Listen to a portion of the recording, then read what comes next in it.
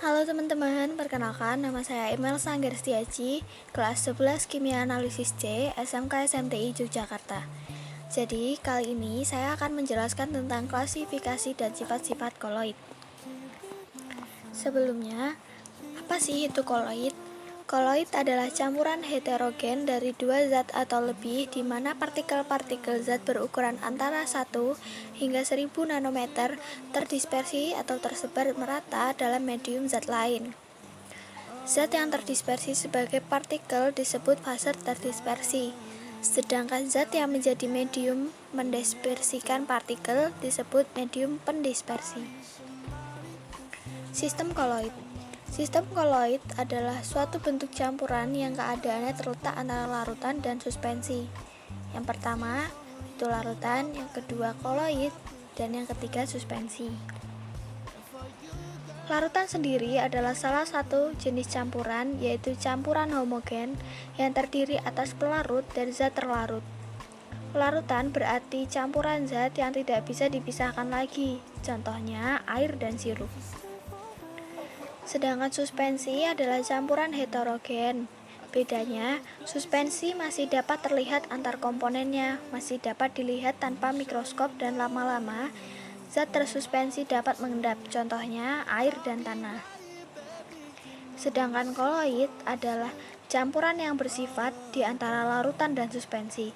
Sekilas mirip seperti larutan, tapi komponen penyusunnya masih dapat terlihat dengan mikroskop. Biasanya keruh, contohnya air dan susu. Jenis-jenis koloid.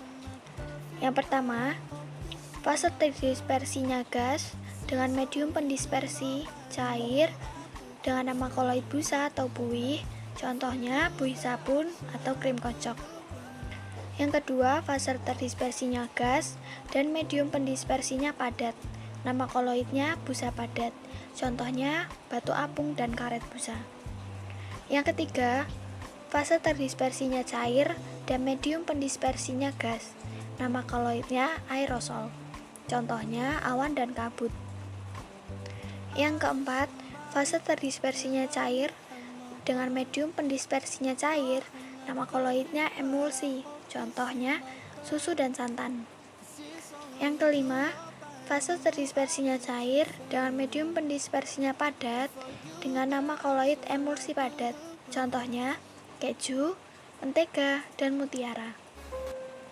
Yang keenam, fase terdispersinya padat dengan medium pendispersinya gas, nama koloidnya aerosol padat, contohnya asap dan debu. Yang ketujuh, fase terdispersinya padat dengan medium pendispersi cair dengan nama koloid sol, contohnya cat, kanji, dan tinta. Yang kedelapan, fase terdispersinya padat dengan medium pendispersi padat, nama koloid sol padat, contohnya kaca berwarna dan paduan logam. Sifat-sifat koloid. Yang pertama, efek Tyndall. Efek Tyndall adalah efek penghamburan cahaya oleh partikel koloid sehingga tampak lintasan bekas sinar tersebut. Efek Tyndall terjadi karena partikel koloid yang berupa ion atau molekul yang berukuran besar dapat menghamburkan cahaya. Pada larutan, sumber cahaya tidak membekas lintasan karena pada larutan bersifat homogen. Sedangkan pada suspensi terbentuk lintasan bekas sinar tersebut karena koloid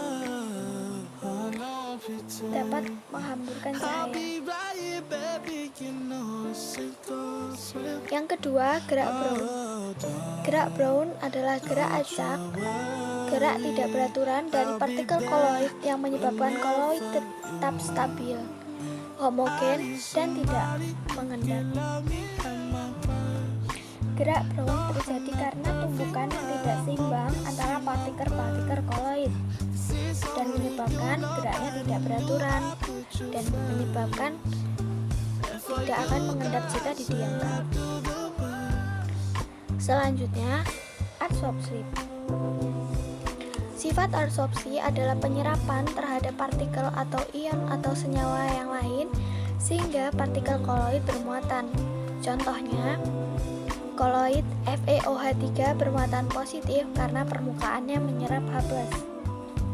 Koloid FeOH3 bermuatan positif karena permukaannya menyerap ion H+. Sifat ini banyak digunakan pada proses penjernihan air, pemutihan gula tebu, dan penggunaan norit. Selanjutnya, elektroforesis. Elektroforesis adalah gerakan partikel koloid karena pengaruh medan listrik. Elektroforesis mengakibatkan partikel koloid bergerak ke elektroda yang mempunyai muatan yang berlawanan. Hal ini bermanfaat, yang pertama, untuk menentukan muatan partikel koloid, yang kedua untuk memproduksi barang industri dan karet, yang ketiga mengurangi pencemaran udara dan pengendap elektrostatika. Contohnya pada cerobong asap, di mana asap dilewatkan melalui alat kontrol. Selanjutnya, dialisis. Dialisis adalah proses penghilangan ion-ion yang lebih kecil dan mengganggu kestabilan koloid dengan cara penyaringan. Contohnya, proses pemisahan metabolisme dari darah oleh ginjal dan pencucian darah dengan membuang kelebihan ion-ion garam dalam darah.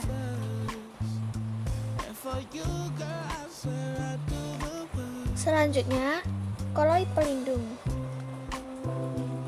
Koloid pelindung adalah suatu koloid yang ditambahkan pada koloid lain agar diperoleh koloid yang stabil, tapi tidak menyebabkan koagulasi karena melapisi partikel koloid sehingga melindungi muatan koloid. Koloid pelindung contohnya yaitu cat dan tinta yang bertahan lama karena menggunakan suatu koloid pelindung yaitu minyak silikon. Selanjutnya, koagulasi koloid. Koagulasi adalah penggumpalan partikel koloid sehingga membentuk endapan karena kerusakan stabilitas sistem koloid. Partikel koloid membentuk suatu gumpalan yang lebih besar. Contohnya, pengolahan karet dari bahan lateks. Dan contoh yang kedua, penggumpalan susu yang sudah basi. Yang terakhir, koloid liofil dan liofob. Koloid liofil yaitu koloid yang partikel terdispersinya menarik medium pendispersinya. Sedangkan koloid liofob yaitu koloid yang partikel terdispersinya tidak menarik medium pendispersinya. Jika medium pendispersi berupa air, maka disebut koloid hidrofil dan koloid hidrofob. Perbedaan koloid liofil dan koloid liofob. Koloid liofil mengadsorpsi mediumnya, dan koloid liofob tidak mengadsorpsi mediumnya. Koloid liofil dapat dibuat dengan konsentrasi yang relatif besar. Sedangkan koloid liofob hanya stabil pada konsentrasi kecil. Koloid liofil tidak mudah digumpalkan dengan penambahan elektrolit.